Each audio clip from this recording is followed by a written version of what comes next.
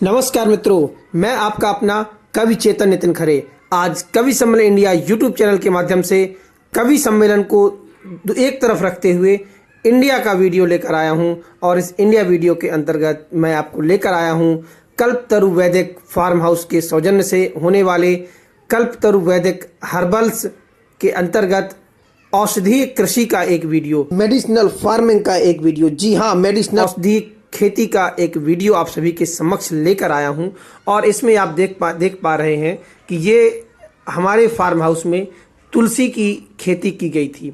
तुलसी की खेती, जी हाँ, तुलसी एक ऐसा पौधा है, एक ऐसा शर्ब है जो कि औषधीय रूप से बहुत ही महत्वपूर्ण है। और अगर इसकी मैं वैज्ञानिक नाम, कुल, जाति, वंश के बारे में बात करूं तो तुलसी पादप जगत के अंतर्गत एस्टेरॉइड्स श्रेणी के अंतर्गत लेमियल्स गण, लेमिएसी कुल और ओसिमम वंश का एक पौधा होता है जो कि जिसकी जाति टेन्यूफ्लोरम होती है। और वैज्ञानिक रूप से जो इसका नाम होता है ओसिमम टेन्यूफ्लोरम, जिसका साइंटिफिक नेम, बॉटनिकल नेम होता है, जिसको कि हम लोग ओसिमम सेक्टम भी कहते हैं। ये तुलसी का एक संक्षिप्त वैज्ञानिक परिचय है। जो इसका साइंटिफिक परिचय है वो होता है। अब जो तुलसी का दूसरा परिचय ये भी है कि तुलसी की लगभग 150 से ज़्यादा प्रजातियां हमारे भारत में उगाई जाती हैं, पाई जाती हैं, जिसकी कुछ प्रजातियां जैसे कि ओसिमम अमेरिकन काली तुलसी, जिसे मामरी भी बोलते हैं, दूसरा ओसिमम वैसिलिकम मरुआ तुलसी, मुरसा भी बोलते हैं इसको, ओसिमम विसिलिकम मिनिमम, ओसिमम ग्रेटसिकम राम तुलसी या वन तुलसी बोलते हैं, इसी को अरण्य तुलसी भी बोलते हैं। और इसी तरह कर्पूर तुलसी, ओसिमम सेक्टम, ओसिमम विरिडी आदि आदि बहुत सारी जातियां होती हैं।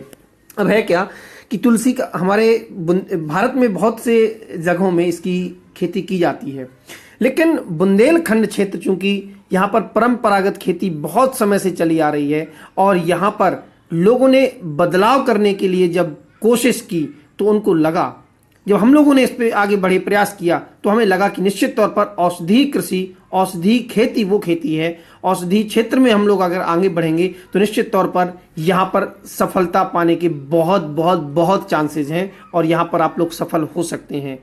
तो मैं बात करता हूँ कि तुलसी को किस मौसम में कैसे लगाया जाता है और इसमें क्या फ़ायदे, क्या मुनाफे, क्या सावधानियाँ बरतनी होंगी। तुलसी निश्चित तौर पर इसको 2 मौसम में इसकी फसल की जाती है। एक तो इसकी फसल कर सकते हैं हम लोग जो कि जुलाई के महीने में, जुलाई के 2nd से 3rd वीक में इसको लगाएं। और दूसरा इसको किया जा सकता है नवंबर के लास्ट वीक में भी इसको किया जा सकता है। और इसके लिए सबसे उपयुक्त ये है कि खेत की तैयारी पहले बहुत बहुत बहुत सावधानी, बहुत अच्छी तरह करनी होती है, क्योंकि चूँकि इसका प्रयोग हम लोग करने वाले हैं औषधि के रूप में। और जब औषधि के रूप में इसका प्रयोग करने वाले हैं तो ये पूर्णतः ऑर्गेनिक होना चाहिए, पूर्णतः जैविक होना चाहिए। इसके लिए खेत की जुताई करने के साथ साथ हमें उसमें जैविक खादों का प्रयोग करना है, जैसे कि 10 से 15 टन प्रति हेक्टेयर की दर से गोबर की खाद का प्रयोग करना है। उसके बाद यदि आपके पास उपलब्धता है या बना सकते हैं तो 5 टन प्रति हेक्टेयर के हिसाब से वर्मी कंपोस्ट का प्रयोग करना है। और खेत की गहरी जुताई करनी है, 2 से 3 जुताई, बहुत ही शानदार, बहुत ही अच्छी तरह, बहुत ही गहरी जुताई करनी है। और इसके बाद में तुलसी का जो बीज है लगभग 700 ग्राम से लेकर 1 किलोग्राम बीज 1 हेक्टेयर के लिए पर्याप्त हो जाता है। लेकिन उसको हमें नर्सरी तैयार करके लगाना होगा। और नर्सरी तैयार करने के साथ साथ फिर जब लगभग 3 सप्ताह में नर्सरी तैयार हो जाएगी, फिर उसको खेत में आपको रोपाई करनी है मजदूरों के द्वारा। और रोपाई करने के बाद जो है तुरंत इसमें पानी देना है। दोपहर बाद ही रोपाई करें यदि मौसम गर्म है। और इसके बाद में आप पानी दीजिए। पानी देने के पश्चात फिर जैसे ही पौधा थोड़ा सा बड़ा होगा तो लगभग 3 से 4 सप्ताह बाद वहाँ पर निराई गुड़ाई की आवश्यकता होगी। तो मज़दूरों के माध्यम से निराई बहुत आवश्यक है। किसी भी तरह की रासायनिक खादों का प्रयोग इसमें बिल्कुल नहीं करना है। और निराई गुड़ाई के पश्चात आप 1 से 2 निराई करनी होती हैं। ज़्यादातर तो एक निराई में ही इसका काम हो जाता है और इसमें दूसरी की आवश्यकता भी नहीं पड़ती है। और इस लगभग 2.5 से 3 माह में, यानी कि 10 से 12 सप्ताह में इसकी फसल पककर कटने के लिए तैयार हो जाती है। जब तुलसी की पत्तियां, इसकी नीचे वाली पत्तियां कुछ पीली पड़ने लगें, पीली दिखाई देने लगें, तब आप समझ जाएं कि ये हमारी फसल तैयार हो गई है और इसको हार्वेस्ट करना चाहिए। अब इसमें हार्वेस्टिंग में भी 2 तरीके हैं। पहला तो ये है कि उसको सीधे जड़ से ही काट दिया जाता है और बाद में उसकी पत्ती अलग कर दिया जाता है, बीज अलग कर लिया जाता है और जो पंचांग बचा हुआ उसका तना होता है वो अलग कर लिया जाता है।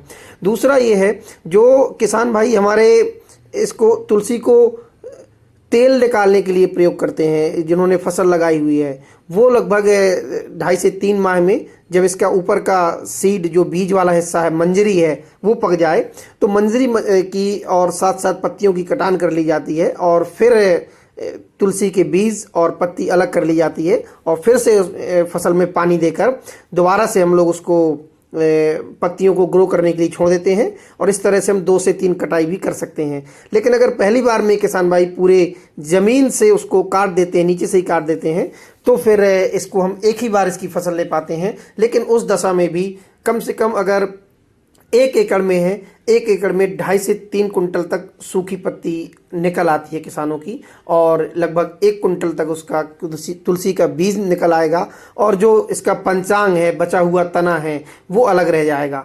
अगर मार्केट रेट की बात की जाए तो तुलसी की डिमांड भारत में दिन प्रतिदिन बढ़ती जा रही है और मौजूदा कोरोना की परिस्थितियों को देखते हुए तो इसकी जो मांग है एकदम से आसमान छूने लगी है और इसका बाजार भारत के अलावा जो अंतर्राष्ट्रीय स्तर पर इसकी मांग बहुत ज़्यादा है और यहाँ से बहुत सारी कंपनियाँ हैं, भारत की ऐसी बहुत सारी कंपनियाँ हैं जो कि तुलसी को एक्सपोर्ट करती हैं, तुलसी के प्रोडक्ट्स को एक्सपोर्ट करती हैं और ये हमारे शरीर के प्रतिरोधक क्षमता को भी बढ़ाती है, इसलिए इसकी मांग लगातार बढ़ती जा रही है।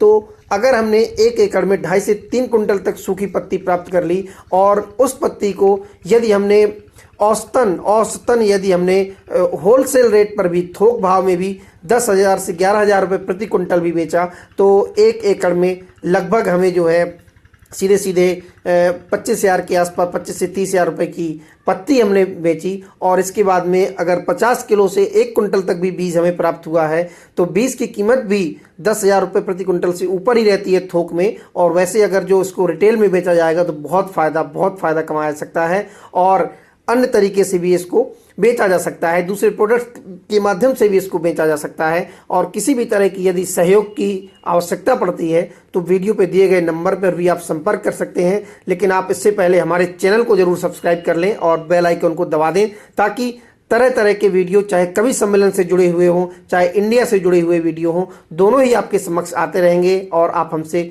जुड़े रहिए। और कल्पतरु वैदिक फार्म हाउस, सिचौरा महोबा, बुंदेलखंड में जो ये तुलसी की खेती की गई है, निश्चित तौर पर हमारा अनुभव बहुत अच्छा रहा और बहुत सफलतापूर्वक हम लोगों ने तुलसी के बाद अश्वगंधा की खेती की है और इससे ही हम लोग औषधि कृषि के क्षेत्र में आगे बढ़ सकते हैं। पूरा देश यदि हम स्वस्थ रखना चाहते हैं तो हमें औषधि कृषि अपनानी होगी।